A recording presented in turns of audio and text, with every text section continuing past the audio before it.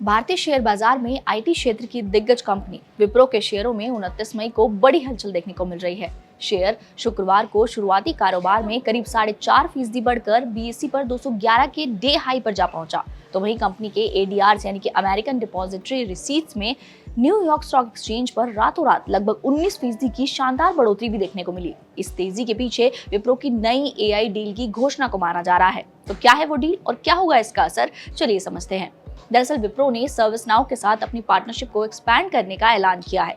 विप्रो ने अपने core enterprise functions में एजेंटिक एआई वर्कफ्लो को इंप्लीमेंट और स्केल करने की घोषणा की है। इस खबर की वजह से ही गुरुवार रात न्यूयॉर्क स्टॉक एक्सचेंज में विप्रो एडीआर्स में इंट्राडे में करीब 21% की रैली देखने को मिली, जबकि बंद होते होते शेयर 18.54% बढ़कर $2.43 पर बंद हुआ। अक्टूबर 2008 के बाद एक दिन में ये सबसे बड़ी रैली थी, जबकि पिछले करीब 10 सेशंस में एडीआर्स लगभग 31% तक बढ़ चुका है।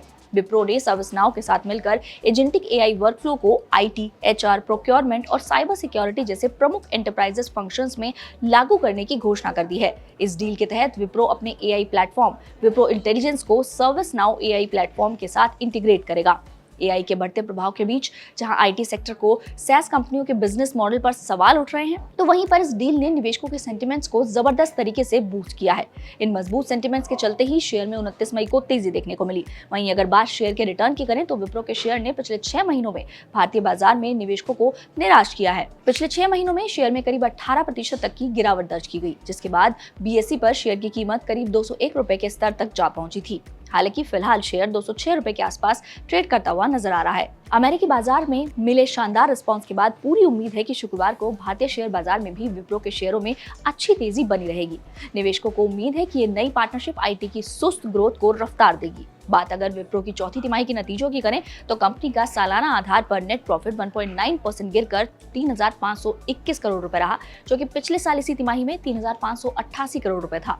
हालांकि तिमाही आधार पर इसमें 12.3% की बढ़ोतरी हुई है। वहीं ऑपरेशन से होने वाले रेवेन्यू सालाना आधार पर 7.7% बढ़कर 24,236 करोड़ रुपए रहा, जबकि आईटी सेवाओं का ऑपरेटिंग मार्जिन 17.3% रहा, जिसमें कि सालाना आधार पर 0.2% की मामूली गिरावट आई है। इसके अलावा 12 महीनों के आधार पर कंपनी का वॉलंटरी एट्रिशन रेट यानी कि कर्मचारियों के नौकरी छोड़ने की दर 13.8 दर्ज की गई है।